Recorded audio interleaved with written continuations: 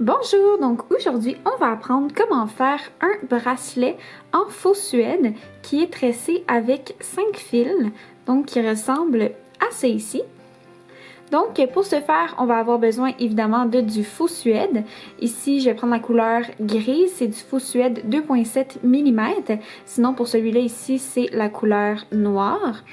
Après ça, on va avoir besoin de des ciseaux pour couper notre faux suède. Après ça, tout dépendamment de votre finition, moi ici j'ai pris des embouts de finition écraseur de 13 mm en acier inoxydable. Donc on en a besoin de 2. J'ai également décidé de finir mon bracelet pour que ce soit une attache aimantée. Donc j'ai pris une attache aimantée en acier inoxydable, juste ici, et également 2 anneaux doubles 6 mm en acier inoxydable. Donc, considérant que j'ai choisi des anneaux doubles, je vais prendre aussi la pince à anneaux doubles pour pouvoir ouvrir mes anneaux. Et également, on va avoir besoin d'une pince plate pour écraser notre embout de finition.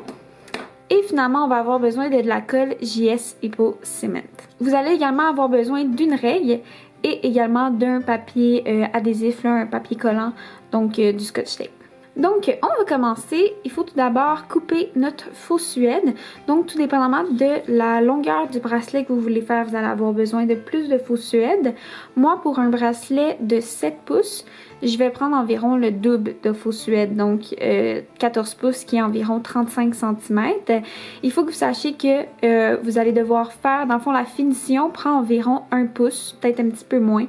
Donc, si par exemple, vous voulez faire un bracelet de 7 pouces, vous devez faire votre tressage jusqu'à environ 6 pouces et quart.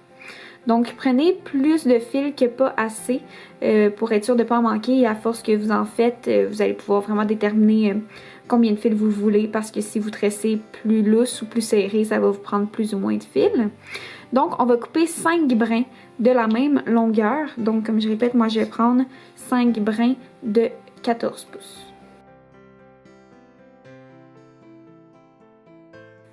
Et voilà, donc j'ai coupé mes 5 brins. Donc après ça, ce que je vais faire, c'est que je vais bien les aligner tous ensemble. Donc on va venir placer nos 5 brins de façon le plus égale possible comme ça. Et après ça, je vais venir prendre mon bout de papier collant et je vais venir tout simplement coller mes bouts sur mon tapis ou vous pouvez prendre n'importe quelle autre surface. Après ça, ce qu'on va faire, c'est qu'on va vraiment venir séparer nos brins. Et voilà, donc pour commencer, on vient séparer nos fils. Et juste pour qu'on se comprenne bien, dans le fond, le fil qui va être ici, ça va être le fil 1, 2, 3, 4, 5. Et celui-là ici, c'est le fil du milieu. Parfait. Donc, on commence. Ça va vraiment être une tresse à la gauche. Après ça, on va venir faire une tresse à la droite, mais de l'autre sens. Donc, je vais commencer avec mon fil de l'extrémité, donc mon premier fil, et je vais venir le passer par-dessus le deuxième fil. Et je tasse ce fil-là ici. Donc, mon deuxième fil est comme rendu à la place du premier fil. On les change de place. Comme c'est ici. Et après ça, mon troisième fil, mon fil du milieu, je vais venir le passer par-dessus le deuxième fil. Comme ça. Et là, vous pouvez vraiment placer vos fils et vous assurer que ça reste vraiment tout le temps droit, à plat. Comme ça ici. Et voilà, donc ça ici, c'est rendu mon fil du milieu. Après ça, je vais venir faire la même chose à droite. Donc, je prends mon fil de l'extrémité, donc mon cinquième fil, et je le passe par-dessus le quatrième fil. Et le quatrième fil, il est rendu le cinquième, donc je le mets à l'extrémité. Et avec mon fil du milieu, je viens passer par-dessus le quatrième fil, donc celui-là ici. Celui qui est juste à côté, comme une tresse normale.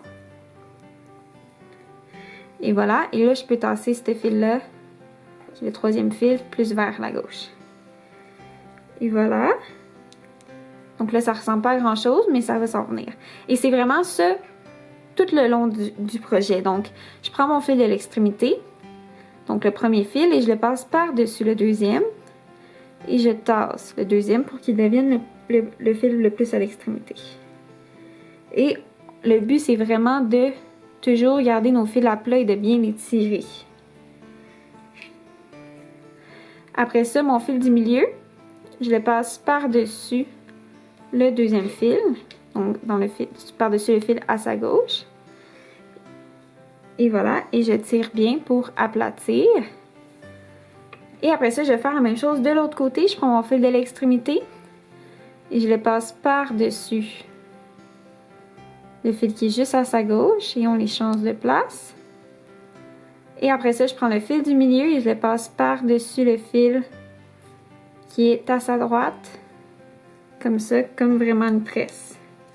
Et vous voyez, si on commence à tirer toujours à plat, ça commence à ressembler à le design qu'on veut. Donc c'est vraiment, l'important c'est vraiment de tirer et de vraiment appuyer avec notre doigt pour que ça reste vraiment à plat. Il faut vraiment placer les fils pour qu'ils restent à plat. Après ça, une dernière fois, donc je prends mon fil de l'extrémité à gauche complètement, donc mon premier fil et je le passe par-dessus le deuxième. Donc je les change de place, je pousse mon fil et je viens les placer pour qu'ils soient à plat. Après ça, je prends mon troisième fil, donc mon fil du milieu et je le passe par-dessus le deuxième. Donc mon côté gauche est terminé. Je viens ici à la droite, je prends mon fil de l'extrémité et je le passe par-dessus le quatrième fil. Comme ça. Et après ça, je prends encore mon fil de milieu et je viens par-dessus le quatrième fil et on les change de place comme ça. Et je tire bien pour que ça soit à plat. Et voilà, donc c'est pas plus compliqué que ça. On continue pour la longueur de notre bracelet qui est désirée. Donc, je vous rappelle, si vous voulez faire par exemple un 7 pouces, vous faites environ 6 pouces à 6,25 de tressage. Vous pouvez en faire un peu plus puisqu'on va venir couper. Je vous conseille de faire un demi-pouce de plus là, que nécessaire, juste pour être sûr. Donc, vous pouvez continuer comme ça et on va se rejoindre pour la finition.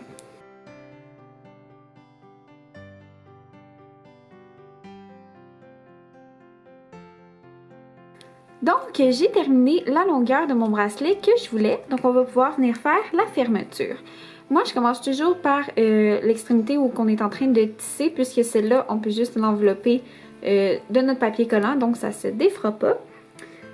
Et donc, je vais venir ici à mon extrémité, et ce qu'on veut faire, c'est vraiment prendre un bout qu'on a vraiment tissé serré et que c'est bien serré, et on va venir appuyer fort, et on va venir tout simplement couper nos fils,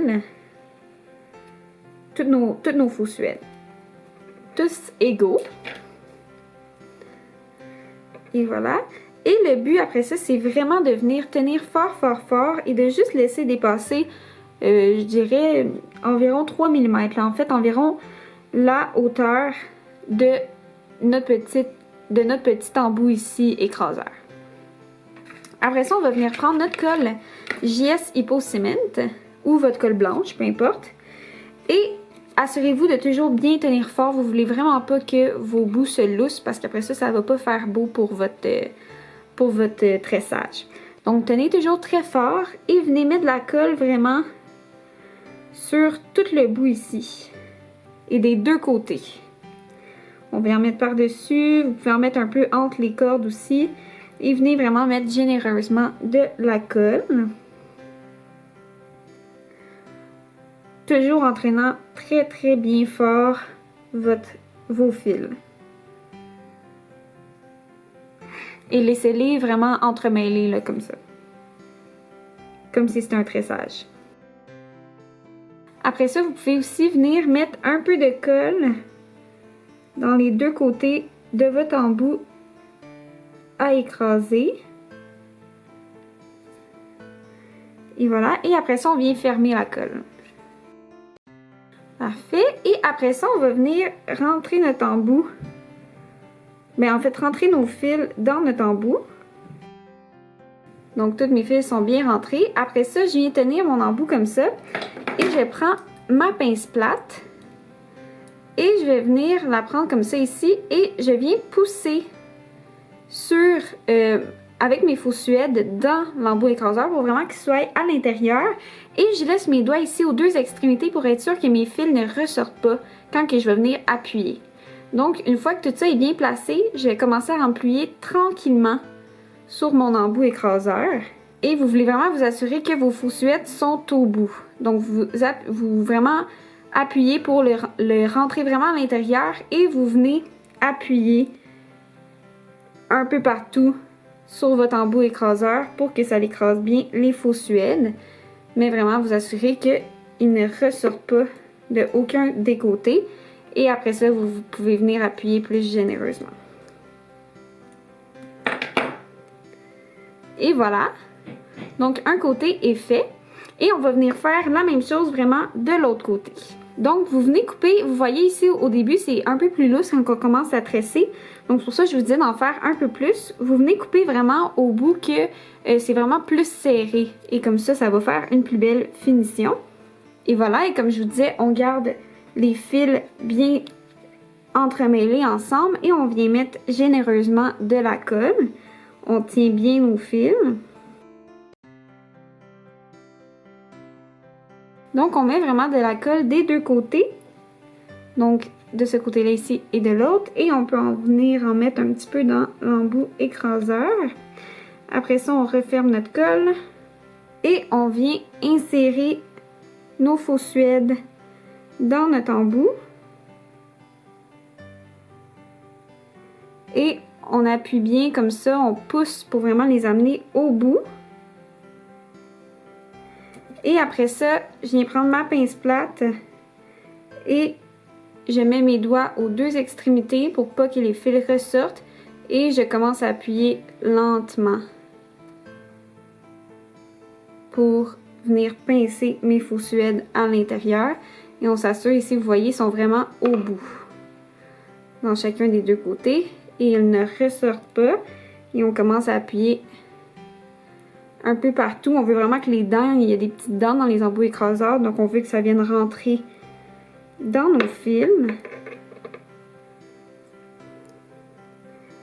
Et on appuie bien comme ça. Et voilà. Donc c'est bien écrasé. Et ça va tenir très bien. Donc là, nos deux bouts écraseurs sont mis. Donc on va laisser sécher la colle une quinzaine de minutes avant de venir mettre nos anneaux. Donc on ne va pas y toucher pour vraiment bien laisser sécher et que ça tienne bien en place. Donc après que ça allait sécher 15 minutes, on peut venir mettre nos anneaux et notre attache. Donc tout simplement, si vous ne savez pas comment utiliser une pince pour anneau double, je viens simplement prendre ma pince comme ça ici et je vais venir rentrer le petit bout crochet entre les deux anneaux. Bon, en fait, entre les deux coches de l'anneau et venir appuyer comme ça pour que ça l'ouvre. Et là, ça me fait une petite ouverture ici. Donc, c'est ici que je vais venir rentrer mon premier embout écraseur et je fais comme ça pour tourner l'anneau et qu'elle soit bien insérée. Donc, je m'aide en réouvrant l'anneau pour bien la prendre et que ça tienne. Et voilà. Et après ça, je vais venir rentrer un bout de mon attache. Et je vais venir tourner encore. Et voilà. Et on va venir faire la même chose de l'autre côté avec mon anneau double. Donc pourquoi ici je mets des anneaux doubles? C'est en fait, puisque je mets une attache aimantée, souvent on a tendance à seulement tirer là, sur les deux extrémités pour pouvoir ouvrir l'attache aimantée. Donc si on met juste un anneau normal, ça peut des fois faire en sorte qu'elle va ouvrir. Donc ça fait juste faire une sécurité supplémentaire de mettre une anneau double, on est pas mal certain que ça l'ouvrira pas. Donc après ça, une fois qu'on a inséré l'anneau dans l'embout, on vient juste mettre l'autre bout de l'attache. Et ça donne ça ici pour notre finition. Donc c'est terminé, c'était pas plus compliqué que ça pour faire un bracelet tressé en faux suède. Donc j'espère que vous avez apprécié la vidéo et bonne création!